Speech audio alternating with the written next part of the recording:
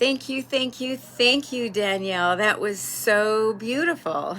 I'm still taking a deep breath and checking in here to make sure that I am live. Thank you so much, Danielle, for that. That was beautiful. And it is such a great segue into what I'm going to talk about today, which is understanding self-love and acceptance. And before I go into that, what I want to do is give everyone a big thanks for sharing their beautiful gifts and talents here, having the boldness and the courageousness to do so.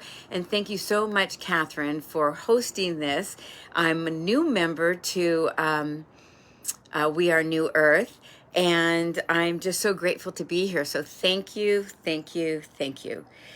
And today I would like to begin and sharing a little bit of my story because it has everything to do with who I am now and how I learned to love myself more, how I learned to accept myself more, and what that process was like. And I'm going to share with you tips and tools today. And I have a great freebie bonus for you at the end of the session so that you can continue on your journey.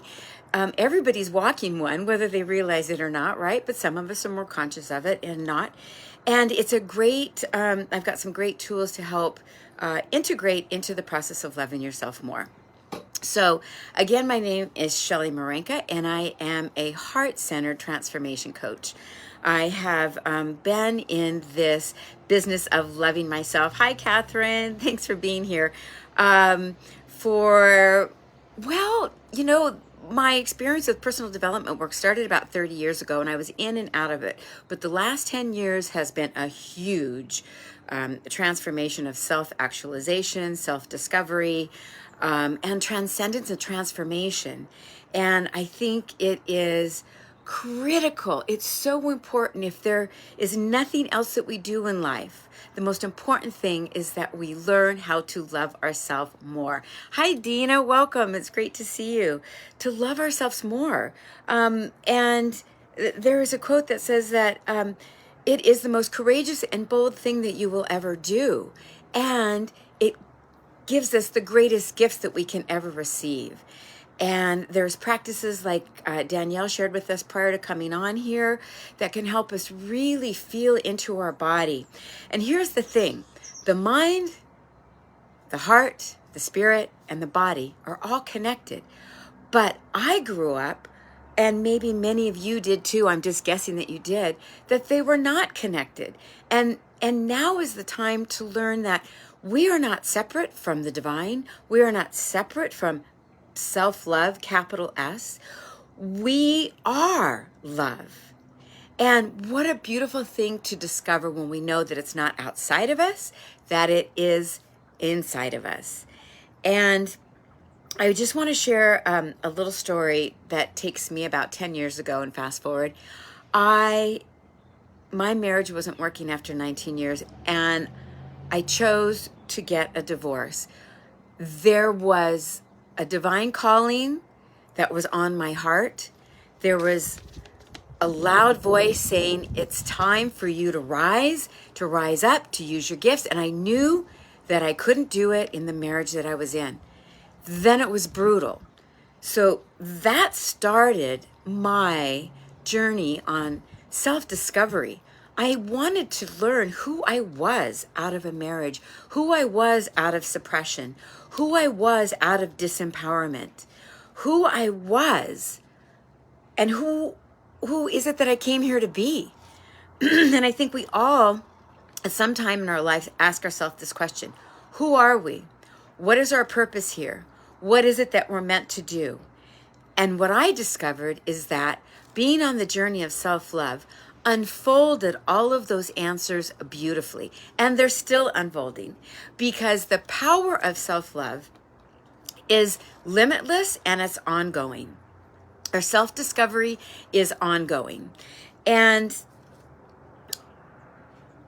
about 5 years after my divorce, when I was working on healing during that whole thing, I lost my sister, my best friend. She crossed the rainbow bridge and it broke my heart. It devastated me. I never had experienced anything that took me so low and into the darkness of my soul. And a year later, I lost my mom, who was my best friend. And 6 months later, I lost another sister. And that tragic experience took me to my knees for a long time. I did not know how to process what I was experiencing. And what happened was I realized I had to hit the reset button, that life was never going to be the same again. Hi, Catherine. And I wanted to change it. I needed to know who I was, and I needed to accept and forgive myself for everything that had happened in life. And I was hurting so bad. The only place I knew to go was to go within. And as I started that process of self-discovery and my healing transformation and my hero's journey, what happened is, this is very interesting, but I decided I was going to move after living in a place for 9 years. I gave everything away. I sold everything. I kept hearing this voice that said, go to zero, go to zero. It's like, what does going to zero look like? I had this huge this spiritual awakening where God was calling me to let go of everything because none of that stuff was important. And in order for me, from my personal experience, for me to find myself, I needed to do that. And I hit the reset button. I decided to make things happen that I'd been putting on hold for a long time in my life. And I was willing and ready to rise up into my sacred stewardship. And it was going to take a deep calling of discovering who I was, loving myself more, accepting myself, and tapping into my power and my fullest potential. So I bought a one-way ticket and I went over to Europe, and that was the beginning of a beautiful exploration of who I am.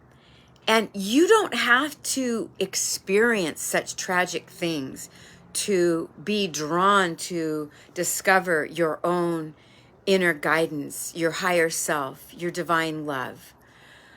But what often happens is that there are dark, tragic events in our lives that prompt us to go and look within. But you don't have to wait for that.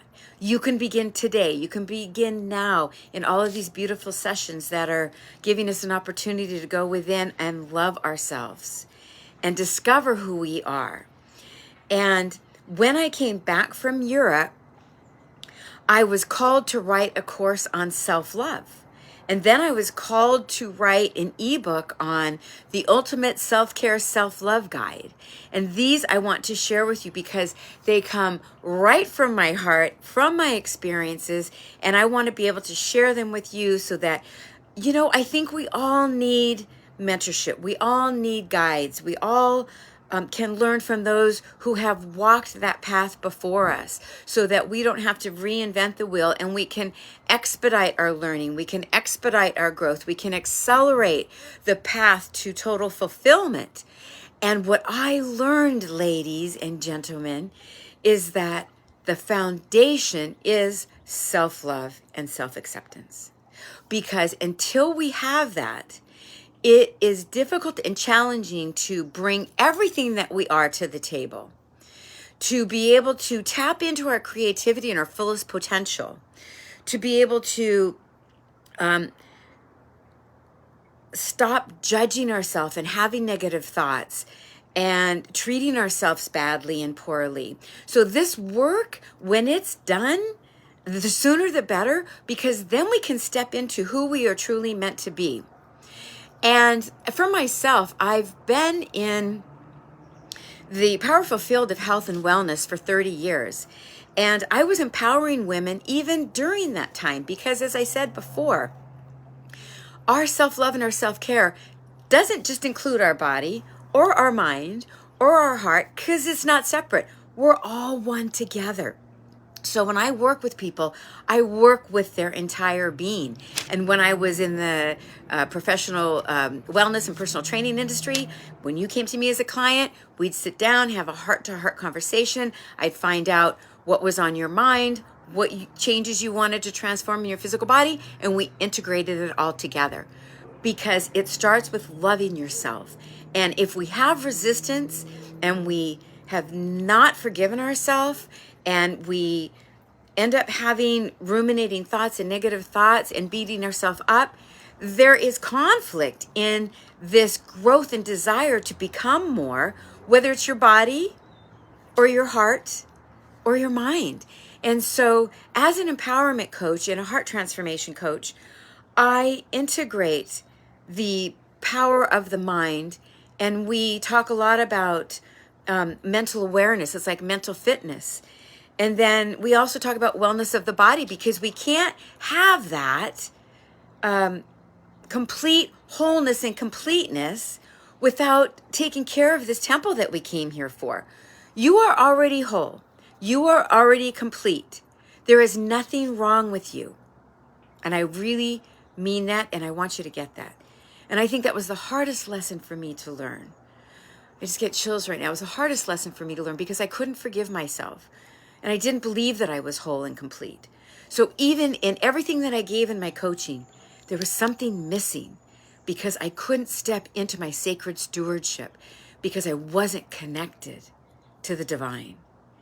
And that is just like, is my favorite thing to do, is to walk the spiritual path of awakening with others, because this is the greatest gift that we can give them. And then it's like they can be running through the meadow and they feel freedom, they feel fulfillment, and there's no resistance. And it's like all of a sudden they can tap into their creativity, because when we haven't forgiven ourselves, or there's a lot of pain, or there's resistance, then it blocks our creativity. It blocks our ability to tap into our creativity. And when we are tapped into the divine, we have the vision of seeing through God's eyes, and we see through our spirit and our soul, right? But when we're not connected with the divine, I mean, we're always connected with the divine, but when there's not a conscious presence of it, then we use our own eyes, our fleshly, physical eyes, and we have perception. And I like to say that having vision is much stronger than having perception, because when we tap into our inner selves and our highest self and ask for divine to bring us up into our highest good, then we have vision of what the truth is. And I have this plaque that I bought recently when I was traveling in Puerto Rico. And it says, when love is absent, so is truth. When love is absent, so is truth. And this is so powerful, because love is truth. Truth is love. And so we have to be able to, I'm watching the time here, be able to be one with ourselves and love ourselves and honor ourselves to become the best person that we can be. And so going back, it's like, what is self-love? Like, I remember hearing about that, and it's like, I kind of felt embarrassed that I didn't know what self-love was. And I felt less than and not enough, because I thought, well, if I don't have self-love, what does that mean? And I felt like something was really missing, and I felt that it was just me, because I didn't hear other people talk about it. And I thought, well, everyone else must be loving themselves, so this is just me, right? Have you ever had that feeling where you just feel like it's just you, and then you dive deeper into it, and then you realize, oh my, it's not just me, it's pretty much humanity, right? And so Wikipedia said that self-love is a sense of well-being, and it is happiness. And I thought, well, yeah, okay, that it is, but there's so much more to self-love, right? There's so much more to self-love because, in my opinion, it's completely accepting oneself without judgment, without criticism. It's oneness with source. There is no separation. So self-love with a capital S, there is no separation between God and us. And I grew up believing that God was outside of me and that, he ruled the world and I had to earn love. But we don't have to earn love because you are love. You are love, just like you don't have to do anything to have oxygen come in and have your breath. You don't have anything. You don't have to do anything to get love and feel love other than tapping into truly who you are. It's honoring oneself. It's having a healthy relationship and a self-image and self-worth. And it's valuing yourself. And self-love is to discover your greatness, as I was saying before. It's like that sums it up. Self-love is discovering your greatness. And many people are detached from their true self. And so there's a disconnect from mind, body, and spirit. But love is pure and it's without attachment. And it's without labels. And how many of us out there have labels on us? Like if someone was to ask you, well, who are you? You might say, well, I'm a photographer, or I'm a healer, or, I'm an engineer. And we have all these labels around us about who we are. But when I went in to my darkest night of the soul and came back out, I wanted to shed every label that I had because I found out that that is not who I was. And so who are you without your labels, right? Who are we without our labels? Who are we without owning our identity that someone else tells us we are, right? Like so many of us look outside of ourselves for external validation, and we begin to believe that we are someone who we're not because someone told us that we are XYZ, and then we believe it. And some of these thoughts, like growing up, were not healthy. They weren't self-serving, and we still have those thoughts as adults. Maybe you grew up being told that you were stupid. Maybe you grew up being told that you were fat. Maybe you were growing up being told that you weren't worthy, or maybe just you had a lot of emotional abuse that you didn't even know what it was. And so you identified with that. So our identity is so important to realize who we truly are. And we are not our labels, and we are not what other people tell us that we are. And here's the big one too. How many of you have experienced your parents telling you who you need to become, or your significant other, or your spouse, or your siblings, or your friends? Like, everyone's telling you who you should be, but inside you have this deep calling.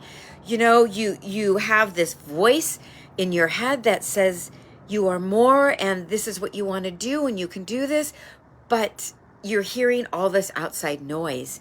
And so yet it's still lying buried beneath you on who you really are and who you want to become. And so I want to let you know that self-love is your superpower from your Creator. And when you can tap into self-love, then it's a place where your truth lies, your creativity lies, your passion and purpose can arise, and divine guidance comes. I remember getting my first download. It was like, I didn't even know what was happening. I call it divine downloads, right? How many of you have gotten divine downloads? And it's love will transform us. And there's this voice inside of us that wants to come out. And I grabbed my pen and paper and I started writing, and it became a poem called She Will Rise that's on my blog. And I'll put a link here so you can read that and feel that. So I want to ask you, who are you when you stop judging your body? Who are you when you stop judging yourself? What if you could replace those negative thoughts that come into your head and tap into and replace them with something positive, where you're speaking kindly to yourself, where you're speaking lovingly to yourself, where you're nourishing and nurturing that relationship, the best one and the most long-lasting one that you'll ever have. And that is the one with yourself. So to nurture and nourish that relationship is like having a garden in spring, where first you have to turn over the soil. You have to throw good nutrients into it. So you have to go throw good thoughts, positive thoughts into your mind, and let go of the ruminating that goes on in beating yourself up, and empower yourself with beautiful beliefs and positive beliefs and affirmations. Something like, I wrote a couple of them down here for you. I now express health, happiness, prosperity, and peace of mind. I am worthy. I am valuable. I love myself. I am powerful. I express my creativity in deeply satisfying ways. I have unique and creative talents and abilities. The divine is pouring favor over me and bringing everything that is my divine appointment in the here and now. And love transforms us and connects us to our higher self. And when it does that, everything else falls into alignment. Everything else can fall into alignment. So what I'd like to go into right now is some ways that you can love yourself more. And I'm going to pull these tips from my ebook, The Ultimate Guide to Self-Care and Self-Love. And when, the more you love yourself, the more you can love others. And I feel like the more we learn to love ourselves, the more we can give others, right? So it is not a selfish act. Love, self-care is not selfish. It's not selfish. But as women and as nurturers, we've been grown up to believe that we need to put everyone else in front of us, right? We need to take care of everybody else, and we're last, but that's not the truth. And I invite you today, beautiful souls, to put yourself first. And self-care also is not just for women. It's for men. It's for everybody. It's for all of humanity. Because when we can care for ourselves and honor ourselves and empower ourselves, then we get out of self-judgment and self-doubt and self-hatred. And we begin to see ourselves differently, even through, positive affirmations, simple ones, little acts of kindness every day, carving 15 minutes out for yourself for a little bit of meditation, for some powerful journaling. I do have something to say here about journaling, because I find it so incredibly powerful and necessary when you're walking the self-love journey. Because, and I put it under the self-care for the spirit in my ebook. And journaling is such a sacred practice. And there's something very sacred about pen to paper, right? And actually, when you put pen to paper, the actualization of what you're writing down, if you're wanting to call it in, like with intentions and goals, you are much more likely for that to happen when you write it down. And the thing about journaling is that you're able to do a brain dump. Your mind isn't for storage, it's for creativity, right? And so what you want to do is just drop your feelings unapologetically, having no bars, unabashed and free. And it's often the only place where we allow ourselves to go within and listen to what our soul is trying to tell us. So when we are in silence and solitude, we can go within and just listen. Just listen and see what comes up, and then write it down. And journaling is a beautiful way to gather your thoughts, to get inspiration and realize your deepest desires. And it's part of my learning and part of your learning. It was priceless. I've got so many journals now since that day that I had the dark night of the soul, when I knew I had to leave my marriage, and I was broken open. And so your thoughts are a gift, not only to yourself, but those who you love. And my journals will be passed down to my family and to my grandchildren, great grandchildren. And yes, although they're personal, there's many words of wisdom, and you have those too. So if you don't have a practice of journaling quite yet, maybe you want to begin just once a day for 5 minutes. And then you can add it in the evening and the morning, but those feel like the most refreshing times, excuse me, to practice journaling. These are times when your mind is clear and you're free of distraction. And it's a wonderful place to start practicing radical self-love, because I know that you're truly doing the best you can. And when you practice speaking to yourself lovingly and acting as though you love yourself, you'll feel more appreciated, you'll feel more valuable, and you'll feel more deserving. And another thing you can do is only make decisions that contribute to your well-being. So it's when we find ourselves in silence and solitude that we can have a conversation with ourselves and listen to that small voice of truth that wants to speak to us and provide natural guidance to help us walk and find the way.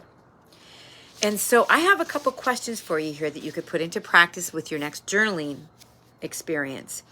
What 3 areas of your life do you need to practice radical self-acceptance?